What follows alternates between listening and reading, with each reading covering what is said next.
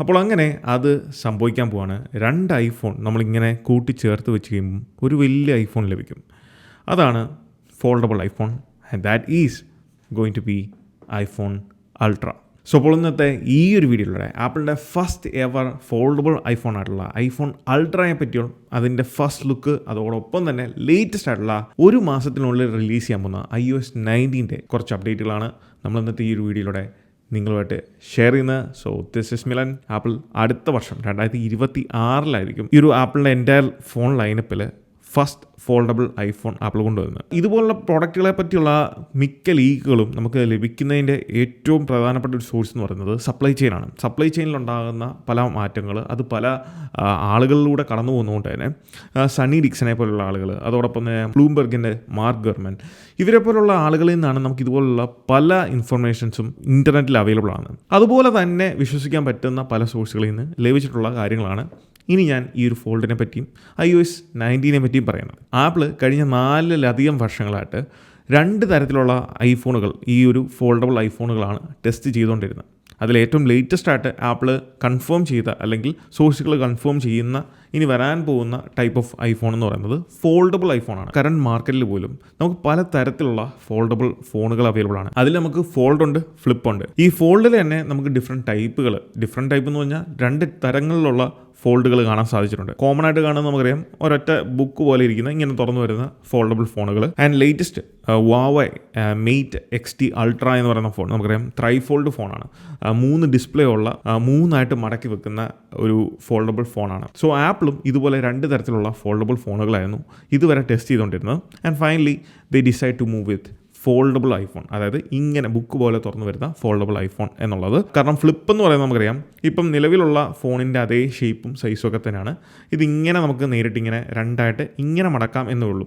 പക്ഷേ അത് നിവർത്തി വരുമ്പോൾ നമുക്ക് ഇപ്പോൾ എങ്ങനെയാണോ നോർമൽ ഐഫോൺസ് ഉള്ളത് അതുപോലെ തന്നെ ഒരു രൂപമായിരിക്കും വരുന്നത്. സോ അതിൽ വലിയ കാര്യമായിട്ടുള്ള പ്രത്യേകത അല്ലെങ്കിൽ കാണുമ്പോൾ നമുക്ക് വിഷ്വലി വലിയ അപ്പീലിംഗ് ആയിട്ടുള്ള ചേഞ്ചസോ കാര്യങ്ങളോ ഒന്നും എക്സ്പീരിയൻസ് ചെയ്യാൻ സാധിക്കത്തില്ല. സോ അതുകൊണ്ട് തന്നെ Apple decide to go with a foldable iPhone this time. ഇതിൻ്റെ ഡിസൈൻ എന്ന് പറയുന്നത് ആപ്പിൾ റിലീസ് ചെയ്തതിൽ വെച്ച് ഏറ്റവും തിന്നസ്റ്റ് ആയിട്ടുള്ള ഒരു ഐഫോൺ ആയിരിക്കും ഈ വരാൻ പോകുന്ന ഫോൾഡബിൾ ഐഫോൺ. റൂമേഴ്സുകളിലൂടെ അറിയാൻ സാധിക്കുന്നത് അതിൻ്റെ തിക്നെസ് എന്ന് പറയുന്നത് 4.5 മില്ലിമീറ്റർ ടു 4.8 മില്ലിമീറ്റർ എന്നുള്ള ആ ഒരു കണക്കാണ് സൂചിപ്പിക്കുന്നത്. കാരണം ആപ്പിളിൻ്റെ എൻറ്റയർ പ്രോഡക്റ്റ് ലൈനപ്പ് എടുത്ത് നോക്കിയാൽ ഇപ്പോഴത്തെ ആപ്പിളിൻ്റെ ഏറ്റവും തിന്നസ്റ്റ് ആപ്പിൾ ഡിവൈസ് അല്ലെങ്കിൽ ആപ്പിൾ പ്രോഡക്റ്റ് എന്ന് പറയുന്നത് ലേറ്റസ്റ്റ് ആയിട്ട് റിലീസ് ചെയ്തിട്ടുള്ള 13 ഇഞ്ച് ആപ്പിൾ ഐപാഡ് പ്രോ ആണ്. കാരണം അതിന് വരുന്ന തിക്നെസ് എന്ന് പറയുന്നത് 5.1 മില്ലിമീറ്റർ ആണ്. എന്നാൽ ഈ ഒരു ഐഫോൺ അൾട്ര അതിനേക്കാൾ 12% തിന്നറാണ്. ഈ 4.5 മില്ലിമീറ്റർ തിക്നെസ് എന്ന് പറയുന്നത് അത് മടക്കി വെക്കുമ്പോഴുള്ള തിക്നെസ് അല്ല, അത് നിവർത്തുമ്പോൾ, അതായത് ഫോൾഡ് ചെയ്ത് ഓപ്പൺ ചെയ്ത് വെക്കുമ്പോഴുള്ള തിക്നെസ് സൈസാണ് പറയുന്നത്. അതിനൊരു ബെസ്റ്റ് എക്സാമ്പിളാണ് ഓപ്പോയുടെ ഫൈൻഡ് N5 എന്ന് പറയുന്ന ഫോൾഡബിൾ ഫോൺ. അതിൻ്റെ തിക്നെസ് എന്ന് പറയുന്നത് വെറും 4.21 മില്ലിമീറ്റർ ആണ്. സോ ഡിസൈനിലേക്ക് വരുമ്പം 2 ഫേസുകളാണ് എപ്പോഴും ഇതുപോലുള്ള ഫോൾഡബിൾ ഫോണുകൾക്കുള്ളത്. ഒന്ന് തുറക്കുമ്പോൾ അതിനകത്തുള്ള ഒരു ഡിസൈൻ ചേഞ്ചസും, അതോടൊപ്പം അടയ്ക്കുമ്പോൾ ക്ലോസ് ചെയ്ത് കഴിയുമ്പം ഉണ്ടാകുന്ന ആ ഒരു വെളിയിൽ കൂടെ വരുന്ന അല്ലെങ്കിൽ നമ്മൾ പെട്ടെന്ന് കാണുന്ന ആ ഒരു ഡിവൈസിൻ്റെ രൂപം അല്ലെങ്കിൽ ഷേപ്പ് എന്ന് പറയുന്നത്. ഇനി ഈ ഒരു ഡിവൈസ് ഫോൾഡ് ചെയ്ത് വെക്കുമ്പോൾ ഫ്രണ്ടിൽ നമുക്ക് ഇതുപോലെ ഒരു ഡിസ്പ്ലേ കാണാൻ സാധിക്കും. അതിൻ്റെ ഡിസ്പ്ലേ സൈസ് എന്ന് പറയുന്നത് 5.5 മില്ലിമീറ്റർ ആണ്. ഇനി അത് ഓപ്പൺ ചെയ്യുന്ന സമയത്ത് ബുക്ക് പോലെ നമ്മൾ ഓപ്പൺ ചെയ്ത് വെക്കുമ്പം അതിൻ്റെ ഡിസ്പ്ലേ സൈസ് എന്ന് പറയുന്നത്, കാരണം ഡ്യുവൽ ഡിസ്പ്ലേ ആണ് വരുന്നത്, ലാർജ് ഡിസ്പ്ലേ ഏരിയ ആണ് വരുന്നത്, അത് വരുന്നത് 7.8 മില്ലിമീറ്റർ ആണ്. നിലവിൽ ഐപാഡ് മിനി, ഇതാണ് ഐപാഡ് മിനി. ഈ ഒരു ഐപാഡ് മിനിയുടെ ഡിസ്പ്ലേ സൈസ് എന്ന് പറയുന്നത് 8.5 മില്ലിമീറ്റർ ആണ്. സോ അതിനേക്കാൾ കമ്പാരിറ്റീവ്ലി കുറച്ചും കൂടെ ചെറുതായിരിക്കും ഈ ഒരു ഫോൾഡബിൾ ഐഫോണിൻ്റെ ഡിസ്പ്ലേ സൈസ് എന്ന് പറയുന്നത്. ഇനി ഡിവൈസ് ഓപ്പൺ ചെയ്ത് നമ്മൾ തുറന്നു കഴിയുമ്പം അകത്തുള്ള ഡിവൈസിൻ്റെ ഡിസ്പ്ലേ എന്ന് പറയുന്നത് യാതൊരു തരത്തിലുള്ള കട്ടൗട്ടുകളോ അല്ലെങ്കിൽ പഞ്ച് ഹോളോ ഒന്നും തന്നെ കാണാൻ സാധിക്കത്തില്ല. അതിലെടുത്ത് പറയേണ്ട ഒരു കാര്യം, ആപ്പിൾ മെയിനായിട്ട് ഇമ്പ്രൂവ് ചെയ്തേക്കുന്നത് ഇത്രയും വർഷത്തെ ഈ ഒരു ഡിലേ ഒക്കെ കൊണ്ടുവന്നതുകൊണ്ട് തന്നെ നമ്മൾ എക്സ്പെക്റ്റ് ചെയ്യുന്ന ഒരു കാര്യം എന്ന് പറയുന്നത് ബാക്കിയുള്ള എല്ലാ ഫോൾഡബിൾ ഫോണുകളിലും സ്ഥിരം കാണുന്ന ഒരു കാര്യമാണ് ക്രീസിങ്. അതായത് ഡിസ്പ്ലേ തുറന്നു കഴിയുമ്പം അതിൻ്റെ ആ ഒരു ഫ്ലെക്സിബിലിറ്റി, കാരണം നമുക്ക് ഈ ഡിസ്പ്ലേ മടക്കി വെക്കുന്നതുകൊണ്ട് തന്നെ നടുക്കത്തെ ആ ഒരു പോർഷനിൽ നമുക്ക് ക്രീസിങ് വരും. ഈ ക്രീസിങ്ങിനെ ആപ്പിൾ മിനിമൈസ് ചെയ്തിട്ടുണ്ട് എന്നുള്ളതാണ് ലേറ്റസ്റ്റ് ലീക്കുകൾ അറിയാൻ സാധിക്കുന്നത്. മാക്സിമം പെർഫെക്റ്റ് ആയിട്ടുള്ള ആ ക്രീസിങ്ങിനെ കാണാൻ സാധിക്കാത്ത രീതിയിലുള്ള ഒരു പുതിയ ടെക്നോളജി അല്ലെങ്കിൽ പുതിയ ക്രീസിങ് ടെക്നോളജി ആപ്പിൾ ഇൻട്രൊഡ്യൂസ് ചെയ്യുന്നു എന്നുള്ളതാണ് ലേറ്റസ്റ്റ് ലീക്കുകൾ സൂചിപ്പിക്കുന്നത്. അതുകൊണ്ട് തന്നെ മറ്റുള്ള ഫോൾഡബിൾ ഫോണുകളിൽ കാണുന്ന പോലത്തെ ക്രീസിങ്ങിൻ്റെ ആ ഒരു വിസിബിലിറ്റി ഇതിൽ കുറഞ്ഞു നിൽക്കും, അല്ലെങ്കിൽ അതായിരിക്കും നമ്മൾ എക്സ്പെക്റ്റ് ചെയ്യുന്നത്. സോ ഇങ്ങനൊരു ലാർജർ ഡിസ്പ്ലേ ആപ്പിളിന് ഈ ഒരു ഫോണിൽ കൊടുക്കാൻ സാധിക്കുന്നതുകൊണ്ട് തന്നെ തീർച്ചയായിട്ടും ആപ്പിളിൻ്റെ ഭാഗത്ത് നിന്ന് നമ്മൾ എക്സ്പെക്ട് ചെയ്യുന്ന ഒരു കാര്യം എന്ന് പറയുന്നത് ഇതിൻ്റെ OS ഇൻറ്റഗ്രേഷനാണ്. ബെറ്റർ ആയിട്ടുള്ള സ്കെയിലിംഗ്. ഇപ്പോൾ നിലവിൽ നമുക്കറിയാം ഐഫോണിൻ്റെ പല സ്ക്രീൻ സൈസ്, അതോടൊപ്പം തന്നെ അതേ ആപ്ലിക്കേഷൻസ് ഐപാഡിലേക്ക് വരുമ്പം നമുക്ക് സ്കെയിലിങ്ങിന് വ്യത്യാസമുണ്ട്. സോ ആ ഒരു സ്കെയിലിംഗ് ഒക്കെ ബെറ്റർ ആക്കുക, അതോടൊപ്പം തന്നെ ഇത്രയും വലിയൊരു ലാർജർ ഡിസ്പ്ലേനെ ബെറ്റർ ആയിട്ടുള്ള OS ഫങ്ഷണാലിറ്റീസ് കൊടുക്കുക. ഇനി ഇതിൻ്റെ ക്യാമറ, ഇതിൽ വരാൻ പോകുന്ന ഡ്യുവൽ ലെങ്ത് സെറ്റപ്പ് ക്യാമറയാണ്. നമ്മളെ ഐഫോൺ പ്രോയിലുള്ള പോലെ അല്ലെങ്കിൽ പ്രോ സീരീസ് ഐഫോണിലുള്ള പോലെ തന്നെ ട്രിപ്പിൾ ലെങ്സ് ക്യാമറ സെറ്റപ്പ് അല്ല എന്നുള്ളതാണ് ലേറ്റസ്റ്റ് ലീക്കുകൾ സൂചിപ്പിക്കുന്നത്. അതെന്തുകൊണ്ടാണ് എന്നുള്ള കാര്യം നമുക്ക് വ്യക്തമല്ല. അതോടൊപ്പം തന്നെ നമുക്ക് ഫ്രണ്ടിൽ, അതായത് ഡിവൈസ് ഫോൾഡ് ചെയ്ത് വെച്ച് കഴിയുമ്പം നമുക്ക് ഈ ഒരു സ്പേസിലായിരിക്കും ക്യാമറ വരുന്നത്. അതിൽ ഈ തരത്തിലുള്ള, അതായത് നമ്മളിപ്പം നോർമലി കാണുന്ന പോലെ തന്നെ ഒരു പഞ്ച് ഹോൾ അല്ലെങ്കിൽ അതിനുള്ളൊരു സ്പേസ്, ഡൈനാമിക് ഐലൻഡ് പോലുള്ളൊരു സ്പേസ് കാണും. പക്ഷേ അതിൽ നമ്മളുടെ ഫ്രണ്ട് ഫേസിങ് ക്യാമറ മാത്രമേ കാണാൻ സാധിക്കത്തുള്ളൂ. ഇപ്പം നിലവിലുള്ള പോലെ ഫേസ് ID ഉണ്ടാവില്ല എന്നാണ് അറിയാൻ സാധിക്കുന്നത്. അതായത് ബയോമെട്രിക് ഒതൻറ്റിക്കേഷനായിട്ട് ആപ്പിൾ ഈ ഒരു ഡിവൈസിൽ കൊടുക്കാൻ പോകുന്നത് ഫേസ് ID അല്ല, അതിന് പകരം ടച്ച് ID ആപ്പിൾ തിരികെ കൊണ്ടുവരുന്നു എന്നുള്ളതാണ്. ഇപ്പോൾ ഉള്ള ഡിവൈസുകളിൽ നമുക്ക് ഫേസ് ID ഇംപ്ലിമെൻറ്റ് ചെയ്തേക്കുന്നത് അറിയാം. ഈ ഒരു ഫേസ് IDയുടെ യൂണിറ്റ് അല്ലെങ്കിൽ അതിനകത്ത് കുറേയധികം സെൻസേഴ്സ് കാര്യങ്ങളൊക്കെ ഉണ്ട്. സോ അതൊരു അത്രയും വലിയൊരു ലാർജർ യൂണിറ്റ് ഇത്രയും തിന്നറായിട്ടുള്ള അല്ലെങ്കിൽ ഇത്രയും സ്ലിമ്മറായിട്ടുള്ള ഒരു ഡിവൈസിനകത്ത് എംബഡ് ചെയ്യുക എന്ന് പറയുന്നത് ഇച്ചിരി ശ്രമകരമായിട്ടുള്ള കാര്യമാണ്. അതുകൊണ്ട് തന്നെ ആയിരിക്കണം ആപ്പിൾ ഫേസ് ID ഒഴിവാക്കി ടച്ച് ID തിരികെ കൊണ്ടുവരുന്നത്. ഐപാഡ് മിനിയിലും മറ്റുള്ള ഐപാഡിലുള്ള പോലെ ഈ ടോപ്പിലല്ലായിരിക്കും അല്ലെങ്കിൽ ഫ്രണ്ടിലല്ലായിരിക്കും ടച്ച് ID കൊണ്ടുവരാൻ പോകുന്നത്. അതിന് പകരം സൈഡിലായിരിക്കും ആപ്പിൾ അത് ഇൻറ്റഗ്രേറ്റ് ചെയ്യുന്നത്. സോ ആപ്പിളിൻ്റെ ഡിവൈസുകളിൽ ഏറ്റവും തിന്നറായിട്ടുള്ളൊരു ഐഫോൺ ആകുന്നത് കൊണ്ട് തന്നെ നമുക്കുണ്ടാകാൻ പോകുന്ന മറ്റൊരു സെക്കൻഡറി കൺസേൺ ആണ് ഇതിൻ്റെ ബാറ്ററി ലൈഫ് എന്ന് പറയുന്നത്. ഇപ്പോൾ നമുക്കറിയാം ഏറ്റവും ലേറ്റസ്റ്റ് ആയിട്ടുള്ള ലീക്സിലും റൂമേഴ്സിലും iPhone 17 എയർ എന്ന് പറയുന്ന ഒരു സീരീസ് ആപ്പിൾ ഈ വർഷം കൊണ്ടുവരുന്നുണ്ട്.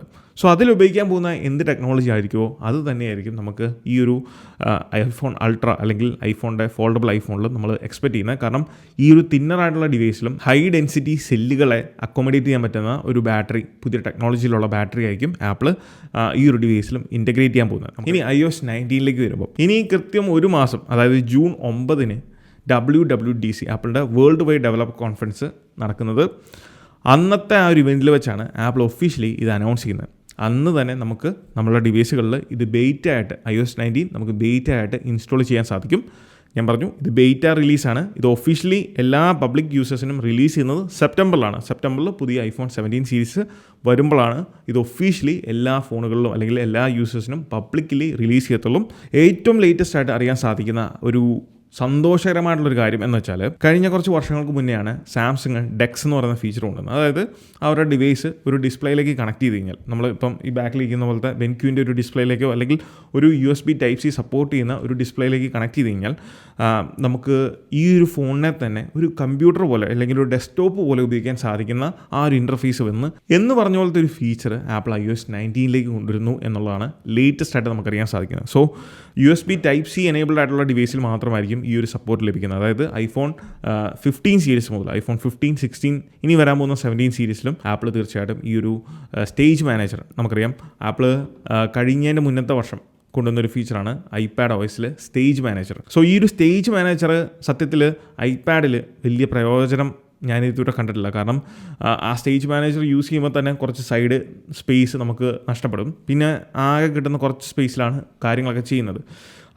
അതിൻ്റെ ഒരു ഒപ്റ്റിമൈസേഷൻ എന്ന് പറയുന്നത് നമുക്ക് ഒരു മാക്കിൽ പല ആപ്ലിക്കേഷൻസ്, മൾട്ടി ആപ്ലിക്കേഷൻ യൂസ് ചെയ്യുന്ന ആ ഒരു ലെവലിലേക്ക് നമുക്ക് ഇതുവരെ യൂസ് ചെയ്യാൻ സാധിച്ചിട്ടില്ലെങ്കിൽ ആപ്പിൾ കൊണ്ടുവരാൻ സാധിക്കാത്തത് കൊണ്ട് തന്നെ സ്റ്റേജ് മാനേജർ എന്ന് പറയുന്നത് ഒരു പാർഷ്യലി ഫെയിൽഡ് ആയിട്ടുള്ള ഒരു ഐറ്റമാണ് എന്ന് എൻ്റെ ഒരു പേഴ്സണൽ അഭിപ്രായമാണ് ഞാൻ പറയുന്നത്. സ്റ്റേജ് മാനേജർ ഐപാഡിൽ കൊണ്ടുവന്ന അതേ രീതിയിലാണ് ആപ്പിൾ ഈ ഐഫോണിലേക്ക് ഇംപ്ലിമെൻറ്റ് ചെയ്യുന്നതെങ്കിൽ that is going to be another failure. So അങ്ങനെ ആകില്ല എന്നുള്ളതാണ് എൻ്റെ ഒരു വിശ്വാസം.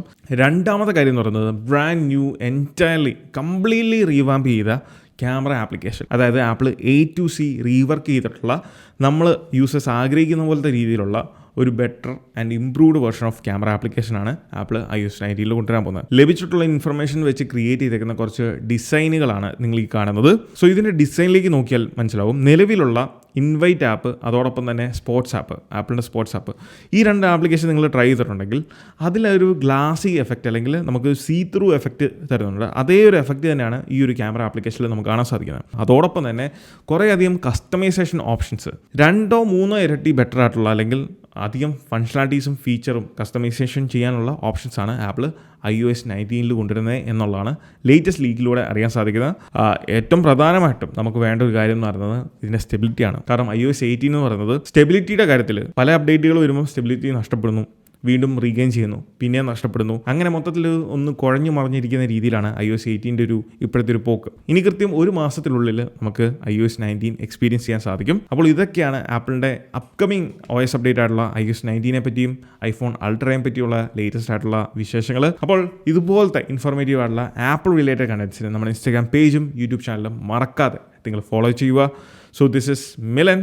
Catch you guys next one. Until then, peace.